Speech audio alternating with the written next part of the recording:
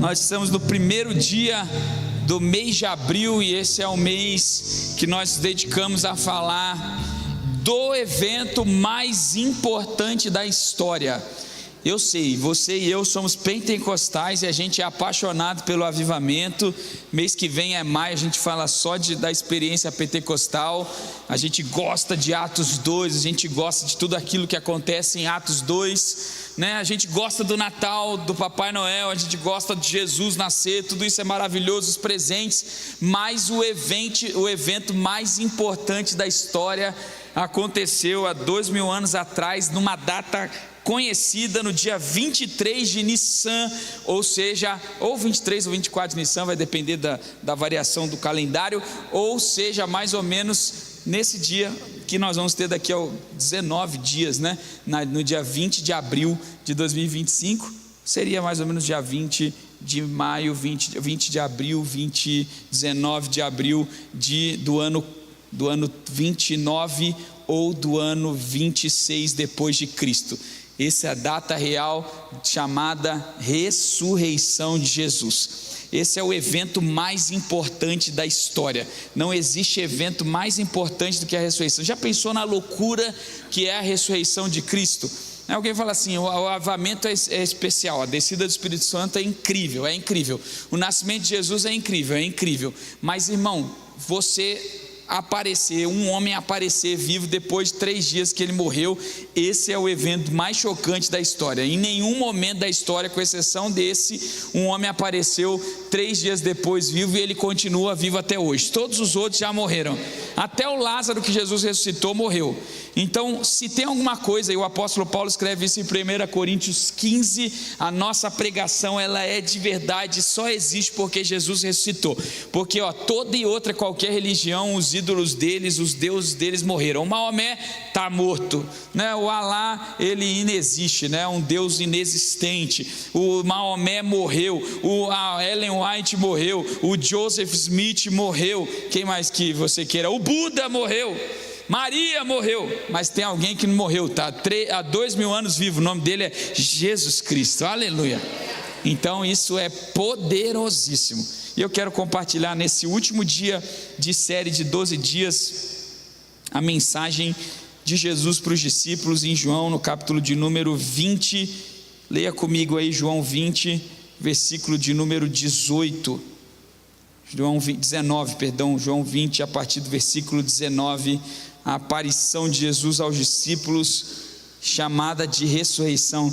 E veja que coisa maravilhosa é o que nós temos aqui.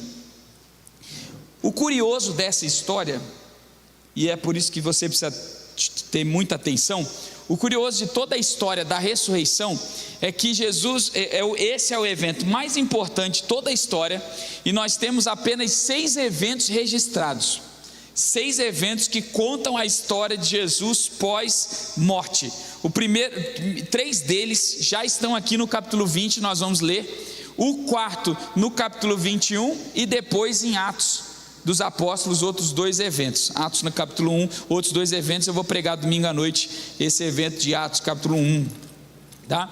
Então você tem 6 eventos, que 4 deles estão condensados, 3 deles estão condensados aqui no capítulo 20, só para você ter noção da importância do capítulo 20, João estava tão empolgado com isso, que ele encerrou, e depois ele lembrou, rapaz, preciso contar mais um pouquinho, aí ele inclui o capítulo 21, que óbvio que João não pensou nos capítulos, escreveu de maneira corrida, depois veio os capítulos, mas ele estava tão empolgado que ele encerrou, depois ele incluiu um outro capítulo. Mas vamos ler o versículo 19, NVT diz assim: ao entardecer daquele primeiro dia da semana, os discípulos estavam reunidos com portas trancadas por medo dos líderes judeus. De repente, Jesus surgiu no meio deles e disse: paz seja convosco. Enquanto falava, mostrou-lhe as feridas nas mãos e no lado. Eles se encheram de alegria quando viram o Senhor. Mais uma vez ele disse: paz seja com vocês, assim como o Pai me enviou, eu os envio. Então soprou sobre eles e disse: recebam o Espírito Santo.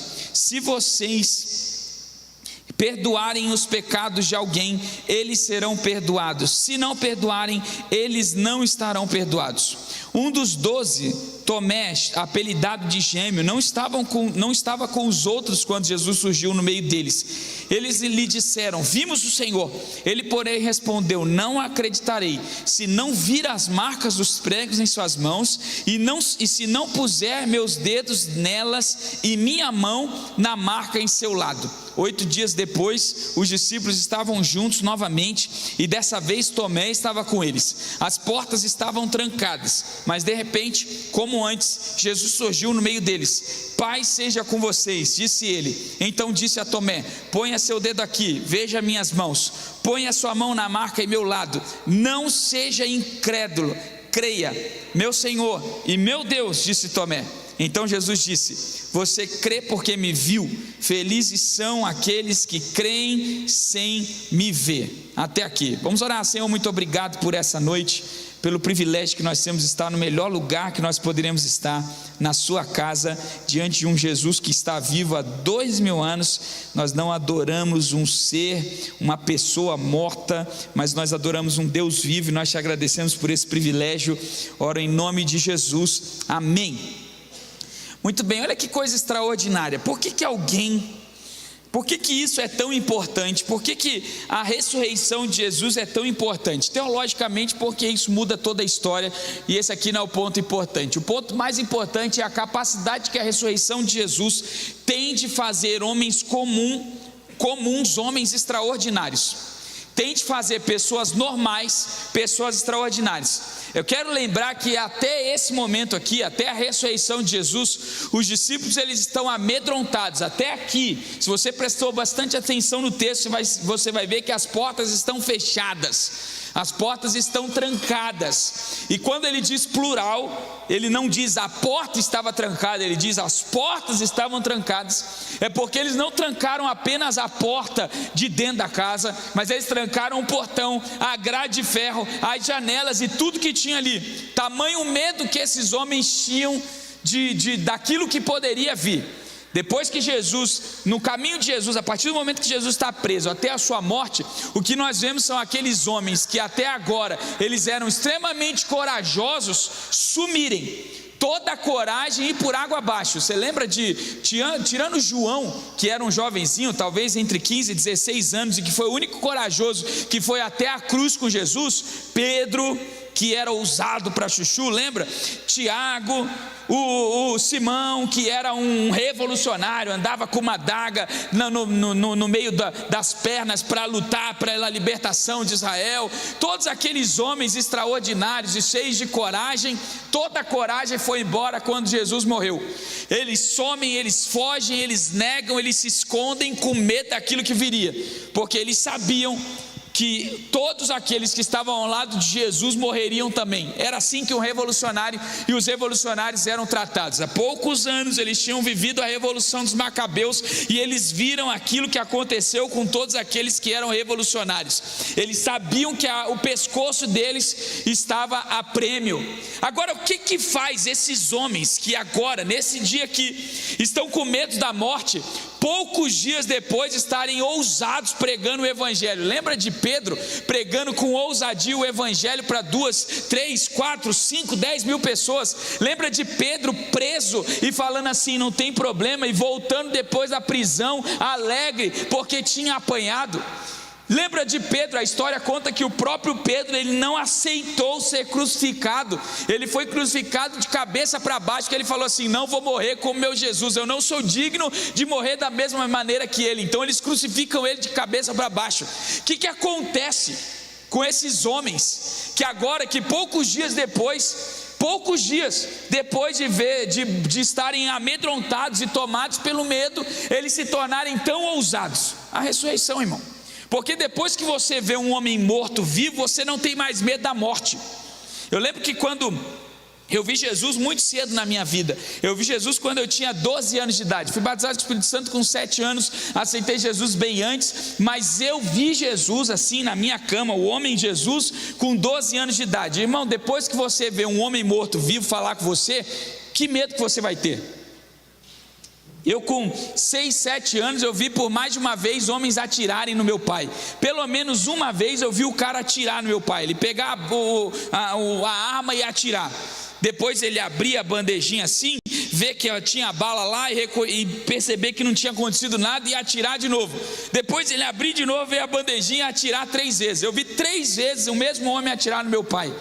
Lá onde a igreja da Calama, a principal igreja metodista wesleyana em Porto Velho, em frente ao shopping, era um terreno baldio, o vizinho era um coronel lá, Rondônia, Amazônia, tinha essas coisas na época, e aquele terreno foi doado para a igreja, porque ninguém queria aquele terreno, meu pai quis aquele terreno, fomos lá orar abençoando o terreno. Meu pai sempre foi muito, muito discreto, então quando ele orava, ele não orava assim: Senhor, abençoa esse lugar, ele, Senhor, abençoa, é esse lugar que vai ser uma grande igreja. E aí o homem ouviu essa oração lá do outro lado, saiu e apontou a arma, atirou para o meu pai 3 vezes, a bala não saiu. Aí ele caiu de joelho e aceitou Jesus, perguntando: que Deus é esse que você serve aí, que eu atiro e a bala não sai? Isso eu não vi. Isso uma vez eu vi o cara atirando, 2 outras eu vi gente apontando a arma para o meu pai, inclusive o pai do pastor Juan, que é pastor hoje lá da nossa igreja central de Porto Velho. O pai dele foi um dos que levantou a arma para o meu pai, que meu pai falou: você não vai levar a sua mulher, porque ele batia na mãe do Juan e nos filhos. Meu pai levou eles para casa e falou: você nunca mais vai encostar a mão nessa família. Aí ele falou: eu sou marido, então você vai ter que bater em mim. Que ele era policial, se achava. E moral da história, o Juan se converteu, o irmão é missionário da Jocum, a mãe é convertida, e no fim das contas meu pai fez o casamento do Juan e o pai dele estava lá no casamento. Então eu vi, depois eu fui, não foi 1 nem 2, 3 vezes em boca de fumo tirar adicto, que eu trabalhava com adicção, e o pessoal: meu Deus, o Joab falava: Samuel, você não vai entrar aí não, pastor, os caras vão matar. Eu falei: vai nada, rapaz, quem já morreu uma vez não morre nunca mais. Eu já morri no dia 30 de junho de 96. Depois do dia 30 de junho de 96, lá na água da casa do pastor Elton, que eu morri, nunca mais eu morro, eu vivo para sempre. Quem já viu um homem morto ressurgir, não tem medo da morte. É isso que acontece com Pedro, é isso que acontece com João, é isso que acontece com os discípulos que agora saem ousadamente. Mas veja, o texto me mostra algumas coisas incríveis. Esses homens não aconteceu isso de uma hora para outra, mas o próprio Jesus. Veja, eu não sei se você percebeu isso. Não foi Pedro, Tiago e João que foram atrás de Jesus, mas foi o próprio Jesus que vai atrás deles, na casa deles, no lugar onde eles estavam, para se revelar a eles e para mudar esse paradigma da mente deles. Leia comigo o texto, vamos começar pelo versículo 19. Olha como o texto começa dizendo: ao entardecer daquele primeiro dia da semana. Veja que João faz questão de destacar: o dia judeu ele é diferente do dia brasileiro. Então o tradutor da NVT faz questão de colocar aqui entardecer, porque nas versões mais antigas vai ter anoitecer, e a noite para o judeu é outro dia. Então seria segunda-feira, a noite do judeu. Então a NVT faz uma pequena correção para mostrar para a gente brasileiro que é diferente. Então ele está falando ainda do primeiro dia da semana, é tarde do primeiro dia. Jesus ressuscitou de manhãzinha, pela madrugada. Por isso que o nosso culto de domingo da Páscoa é 6 horas da manhã, porque foi a hora que Jesus ressuscitou. A gente vai vir aqui domingo, daqui a 2 domingos, 6 horas da manhã, fazer um culto de lembrança a isso que aconteceu. E no mesmo dia, algumas horas depois, não foi dias depois, foram no mesmo dia, algumas horas depois, antes de encerrar o dia, Jesus decide aparecer para os discípulos. Olha aí, acompanha comigo. Os discípulos estavam reunidos com portas trancadas, com medo dos líderes judeus. De repente, Jesus surgiu no meio deles e disse: paz seja com vocês. Esse é um dos textos mais engraçados da Bíblia. Se você não consegue ler esse texto da risada, você não entendeu nada de Jesus. Porque imagina, gente, nós estamos aqui, portas fechadas, todo mundo aqui, de repente Jesus desce lá de cima. O que a gente faria? Aparece um homem descendo lá de cima, a gente gritaria, a gente sairia correndo, ia ter um monte de gente. Você já viu esses vídeos na internet de culto que alguém faz uma apresentação, entra um homem com arma ou desce um anjo de cima, os crentes ficam tudo desesperados gritando. Mas olha o que Jesus faz: ele desce, ele aparece, ele atravessa uma parede, ele atravessa paredes, portas trancadas, ele fala paz, porque é exatamente tudo que não tem naquele lugar. O que tem nesse lugar, quando um homem aparece, é caos, desespero, medo, temor, e ele fala paz. porque paz para a gente que está vivo para sempre não é um estado de ânimo. A paz para a gente que viu Jesus ressurreto não está condicionada a qualquer outra coisa humana, ou a qualquer matéria humana. Sabe qual é o problema dos discípulos aqui antes da ressurreição de Jesus? É que eles condicionaram a sua paz a um homem que estava vivo e a um Jesus que para eles seria um grande governador. Então, se Jesus fosse um governador, eles teriam paz. Se Jesus fosse um grande líder e libertasse Israel das mãos dos judeus, da religião do fariseu, ou mesmo do Império Romano, ele teria paz. Mas Jesus está mostrando que a paz não se condiciona a um fantasma, a um governo, a uma economia, a uma perseguição, a uma arma levantada, a uma notícia de um médico, a uma condição de alguém, a uma ameaça externa. A paz está na pessoa de Jesus Cristo, que venceu a morte e 3 dias ressuscitou. E aí já fica a primeira lição para você nessa noite: não condicione a sua paz a eventos temporários. Se a sua paz está condicionada a eventos temporários, você vai perder a paz em algum momento. Se a sua paz está condicionada à economia, o dia que a economia mudar, você vai perder a paz. Se a tua paz está condicionada a uma paixão, o dia que você perder a paixão, você vai perder a paz. Se a tua paz está condicionada ao emprego, o dia que você perder o emprego, você vai perder a paz. Se a tua paz está condicionada a um Jesus humano, que faz apenas aquilo que você quer, da maneira que você quer, o dia que ele não fizer, você vai perder a paz. Mas se a sua paz está condicionada ao Jesus ressurreto, você sempre viverá em paz, seja no meio da economia, seja no meio do caos, seja no meio da ameaça, seja no meio da morte, você vai viver em paz. Aleluia! Então não condicione a sua paz. Fala isso para quem está do seu lado: não condicione a sua paz. É apenas homens e mulheres que viram Jesus ressurreto vão viver em paz. Por isso que Jesus precisa aparecer para os discípulos. Por isso que Jesus precisa aparecer para você. É por isso, eu não entendia isso quando era pequeno, né? Na minha infância, e tudo era muito grande quando você é pequeno, né? Eu lembro que eu jogava bola aqui nesse corredor, ele parecia um Maracanã. Hoje eu dou 3 passos e eu atravesso esse corredor, né? Eu lembro que eu jogava bola aqui na rua, a gente jogava vôlei aqui, bem aqui em frente, aqui era a casa pastoral, eu morava aqui, e aqui em frente a gente jogava vôlei, com os gêmeos, com a turma aí da rua, e a quadra parecia um Maracanãzinho. E hoje eu atravesso a rua em 2 passos, eu falo: meu Deus, como que isso aqui era tão grande, porque eu era pequeno.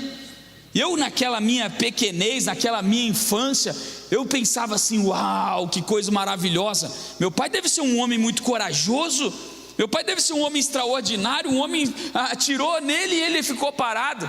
Mas é porque a paz não está condicionada a algo humano e natural. A paz está condicionada a uma pessoa ressurreta, Jesus Cristo. Ele venceu a morte, ele venceu a economia, ele venceu os governos, ele está sentado no trono, ele está lá no céu, lá não tem variação. É por isso que o autor de Eclesiastes fala: existe um tempo para todas as coisas debaixo do sol, mas existe alguém que está acima do sol, onde nada muda, onde o tempo é eterno, onde ele está no governo e no controle de todas as coisas. Ele já ressuscitou e ele governa desse lugar. Aleluia!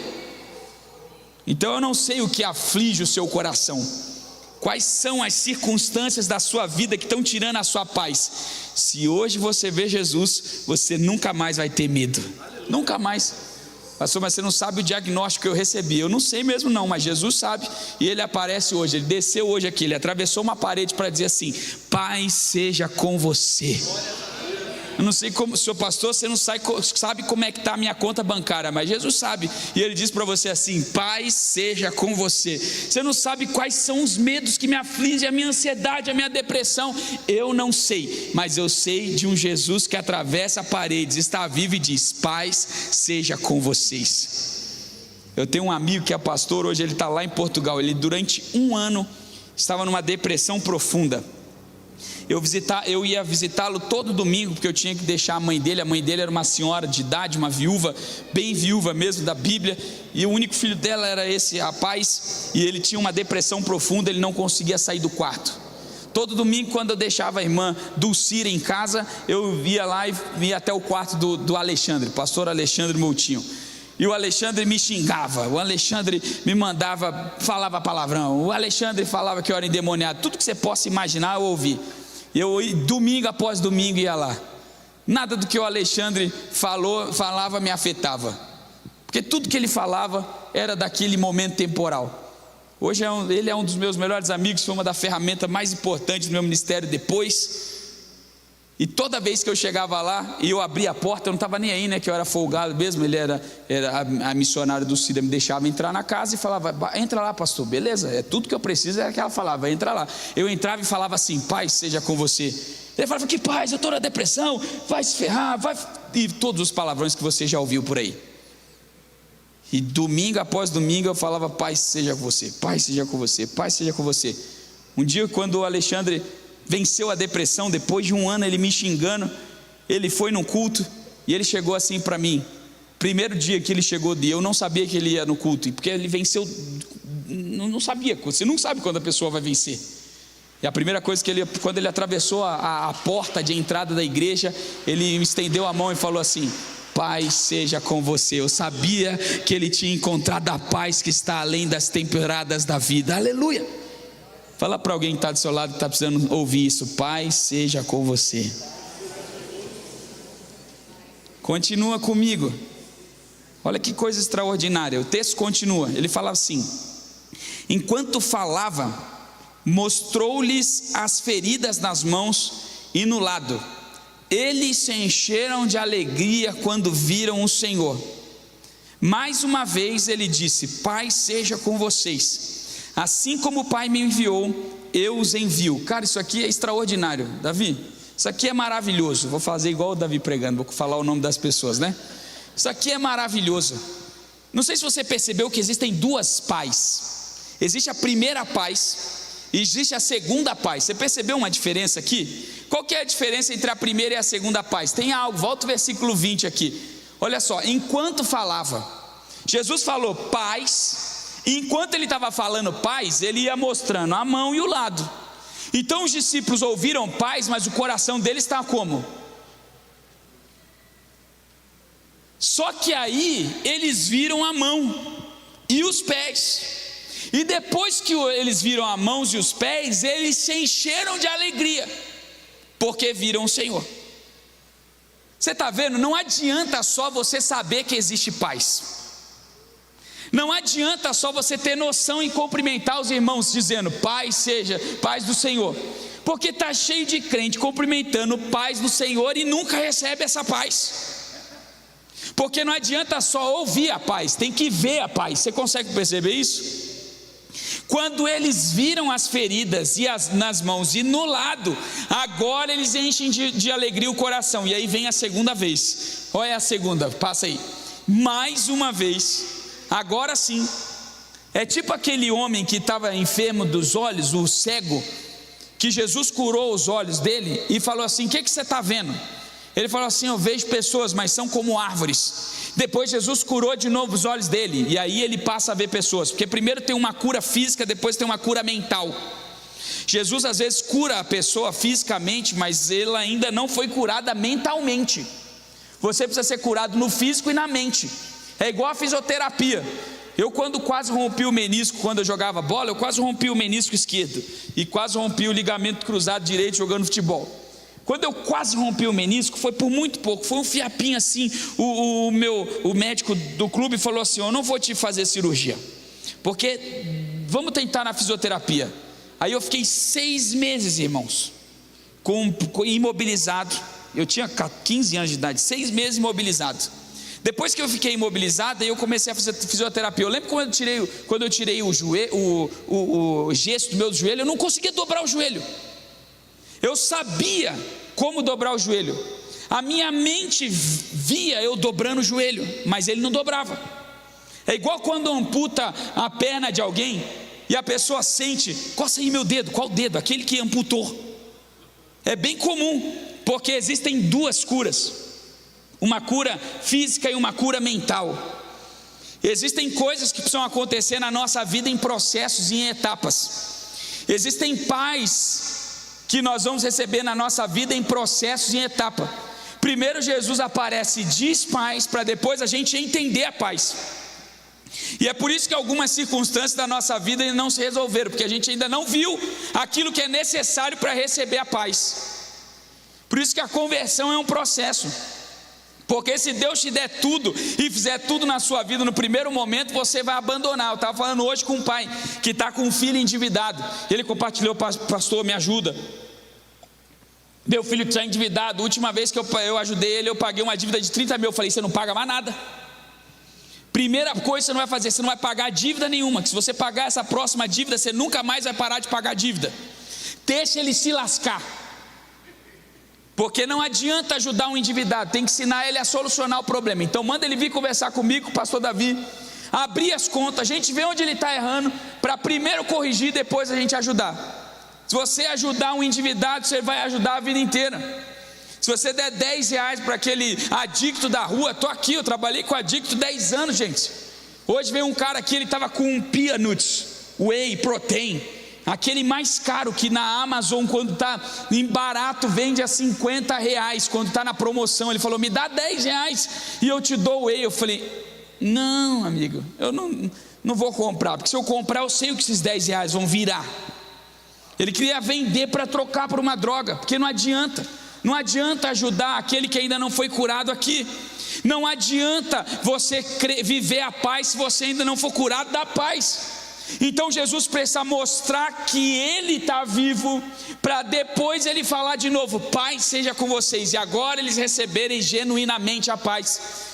Porque existem coisas na nossa vida que a gente precisa ver de Jesus, para depois receber por completo. É um passo de cada vez. Você não vai receber tudo aquilo que Deus tem para você enquanto Ele não curar a tua mente, enquanto os seus olhos não se abrirem para aquilo que é a solução da sua vida.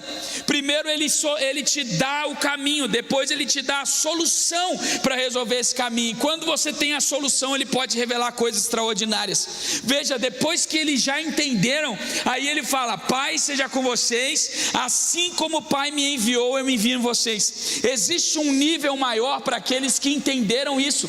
Existe um próximo nível para quem entendeu. Deus não vai te dar nada enquanto você não entender na mente aquilo que Ele já te mostrou no coração. Precisa compreender. Por isso que o próprio Senhor Jesus e os evangelistas, quando resumem os mandamentos, eles dizem assim: amarás o Senhor teu Deus com toda a sua força, com toda a sua alma e com todo o seu entendimento. Existe um nível muito maior do que, não é só com força. Tem gente que ama Jesus com força, mas não ama com alma e entendimento. Faz tudo por Jesus, mas ainda não sentiu e não entendeu. Agora tem gente que entende demais, sabe tudo da Bíblia, mas não tem nada de força, não consegue levantar a mão para nada, é braço curto para um trabalho, não entendeu que não adianta entender se não tiver força. Agora tem gente que chora, ele se alegra, ele pula, ele dança, mas é péssimo de entendimento e é péssimo de força. Existem níveis e todos eles juntos nos dão um nível de revelação muito maior do que aquele que a gente enxerga na primeira vez. E Jesus está te chamando para um nível maior de paz na sua vida. Talvez você ainda não experimentou a paz completa porque você não entendeu que Jesus está vivo. E olha, eu vim te dar uma boa notícia: Ele está vivo, você pode vê-lo hoje, falar com Ele hoje, e o dia que você comunicar e conversar com Ele, você vai acessar um outro nível de paz. Não é só a minha pregação. Tem gente que se sustenta na paz da minha pregação. Ah, o pastor não pregou hoje, não foi legal. Irmão, nunca é sobre o pastor que prega, nunca é sobre o líder de louvor que ministra, sempre é o Jesus ressurreto que está aqui falando ao nosso coração. Às vezes eu acabo de pregar, vem alguém aqui do meu lado e compartilha: que mensagem maravilhosa, pastor, como Deus falou comigo nessa hora que o senhor falou isso. Eu falei isso? Eu não preguei isso não, irmão. Se eu puder, eu não respondo, é óbvio que eu não vou falar isso, né? Mas às vezes a pessoa fala uma mensagem completamente diferente daquela que eu preguei. Porque enquanto eu estou pregando aqui, Jesus está pregando para você aí no seu coração, trazendo aplicação para o seu dia. A palavra é viva, Ele é vivo e Ele fala com você hoje. Continua, senão eu não paro de pregar, né? Porque eu gosto de pregar e nós já estamos quase na hora. E eu estou só no 22, olha que maravilhoso. 22, então soprou sobre eles e disse: recebam o Espírito Santo. Se vocês perdoarem os pecados de alguém, eles serão perdoados. Se não perdoarem, eles não estarão perdoados. Deixa eu dar um pequeno parênteses para aquilo que eu vou falar, e nós vamos falar durante todo o mês. A ressurreição é o início da igreja. É por isso que a gente faz o culto no domingo. Você nunca perguntou por que o nosso culto é no domingo e não no sábado? Primeiro, porque a gente não é judeu. E glória a Deus, senão a gente rasga o Novo Testamento, o apóstolo Paulo e Gálatas. O que vos enfeitiçou, ó Gálatas insensatos? Nada nos enfeitiçou, glória a Deus. Nós somos do Novo Testamento, da Nova Aliança. Nós não somos judeus, nós não guardamos sábado, nós guardamos o domingo. Ele é o dia do Senhor e a gente serve ao Senhor no domingo. Por que a gente serve ao Senhor no domingo? Porque é o primeiro dia da semana, o dia que o Senhor ressuscitou, e ficou convencionado na igreja cristã que esse seria o dia do nosso culto, glória a Deus, no primeiro dia, na primícia. Porque no dia que Jesus ressuscitou começa a igreja. Antes da ressurreição de Jesus não tem igreja, mas depois da ressurreição de Jesus tem igreja. Então a ressurreição é o lugar em que a igreja é o lugar em que Jesus se apresenta vivo a todos os crentes, porque onde 2 ou 3 estiveram reunidos no nome de Jesus, nesse lugar ele está. Tem mais que 2 pessoas aqui? Tem 3, tem 4, então Jesus está aqui, glória a Deus. Você pode não estar vendo, mas ele está aqui, né? Ele está aqui. Então deixa isso para outro domingo e para outro pregar. Mas olha o 24. Um dos 12, Tomé, apelidado de gêmeo, não estavam com os outros quando Jesus surgiu no meio deles. Eles lhes disseram: vimos o Senhor. Agora presta atenção no que eu falei aqui um pouquinho antes do processo entre ver e entender. Porque Jesus apareceu para os discípulos no primeiro dia, ao entardecer, e eles ouviram paz, se alegraram, e eles ouviram paz de novo, porque entenderam. Agora veja Tomé. Olha o processo com Tomé como é diferente, porque não dá para você colocar na sua conta a minha conta. Jesus apareceu para mim com 12 anos, talvez apareça para você com 50, com 60. Para Abraão foi com 80. Eu não sei quando ele vai aparecer para você, mas ele aparece, isso eu posso garantir. E se você quiser, ele fala com você, é só você procurar. Ele está todo dia batendo na porta e procurando. Agora vamos lá continuar no Tomé. Vimos o Senhor, ele respondeu. Preste atenção nessa resposta, ela tem partes. Ele fala assim: não acreditarei. Guarda isso. Qual que é a primeira frase dele? Não acreditarei. Olha a segunda frase: se não vir as marcas dos pregos nas suas mãos. Terceira: e se não puser meus dedos nelas, e a minha mão na marca do seu lado. Então tem quatro frases. Primeiro, não acreditarei. Segundo, se não vir as marcas. Terceiro, se não puser os dedos nas marcas das mãos. E quarto, se não puser os dedos nas marcas do lado. Você prestou atenção nessas 4? Está escrito do seu lado, não está lá? Continua comigo, V6. 8 dias depois, quantos dias? Olha o processo de Tomé, que é diferente dos outros. Imagina a angústia de Tomé. Imagina a depressão de Tomé. Porque Jesus apareceu para os outros no primeiro dia, e já fazem 8 dias ele não apareceu. Porque quando a gente ainda não descobriu essa paz do Jesus que está com a gente, que está vivo, e a gente continua esperando para ver aquilo que não precisa ser visto, a gente é dominado por medos, por pressões e ansiedades, quando as coisas não acontecem no nosso tempo. A gente tem um problema sério chamado relógio. A gente acha que vai dominar esse negócio. Não tem como dominar esse negócio. Você está ficando velho. Cada dia que passa você está mais velho. Cada dia que o seu sonho realizou é mais um dia que passou. Cada dia que uma porta não se abriu, passou. A gente não tem como controlar isso. E a gente vai olhando para o espelho e falando: meu Deus, meu marido ainda não se converteu. Meu Deus, meu filho ainda não voltou para a igreja. A porta de emprego não abriu. O meu sonho não se realizou. O dinheiro a causa na justiça não foi julgada. A cura não chegou. Quem já esteve sobre esse domínio do tempo aí? Opa! 8 dias depois, os discípulos estavam juntos. E o pior, todo mundo que está do seu lado já viu, menos você. Você já esteve num lugar assim, que todo mundo está contando bênção de alguma coisa que recebeu, e você é o único que não tem uma bênção para contar? Nossa, eu fui curado de um câncer. Ai, nossa, glória a Deus. Nossa, essa semana Deus abriu uma porta de emprego. Nossa, maravilhoso. Nossa, minha causa na justiça saiu, glória a Deus. E você? Eu não. Eu continuo aqui. Jesus não apareceu para mim ainda não. As coisas ainda não aconteceram, porque não é no nosso tempo, gente. Não é na nossa hora. A gente precisa aprender a respeitar os processos e os tempos. que Deus tem para a gente. Agora veja que coisa maravilhosa, porque se Tomé tem que respeitar um processo, Jesus também respeita o processo de Tomé. Olha que coisa maravilhosa, as portas estavam trancadas, mais uma vez, de repente, como antes, Jesus surgiu no meio deles, e Jesus repete. Isso aqui é coisa incrível, só que agora nós temos 10 pessoas que sabem como reagir, só um que não sabe como reagir. Então Jesus aparece e diz, paz. Imagina como que os 10 reagiram. E Tomé, ai Jesus, que coisa maluca esse aqui. O único aqui que estava sem saber como reagir era Tomé, porque é o único que não viu Jesus atravessando uma parede. Mas presta atenção, que coisa magnífica é a resposta de Jesus. Você lembra dos 4 tempos e das 4 frases que Tomé declarou? Olha como Jesus fala com Tomé. Então disse a Tomé, ponha seu dedo aqui e veja minhas mãos. 1, 2, ponha sua mão na marca do meu lado. Primeiro, veja, ponha seu dedo aqui e veja. 2 frases. Depois, ponha sua mão na marca do meu lado. E 4, não seja incrédulo, creia. Como é que começou a frase? Volta lá, 2 versículos. Não acreditarei. Olha a resposta, creia. Se não vir, veja. Se não colocar, ponha o dedo aqui. E se não puser do lado, põe também aqui do lado. Porque, irmão, Jesus pode demorar no nosso tempo, mas Ele nunca deve nada para a gente.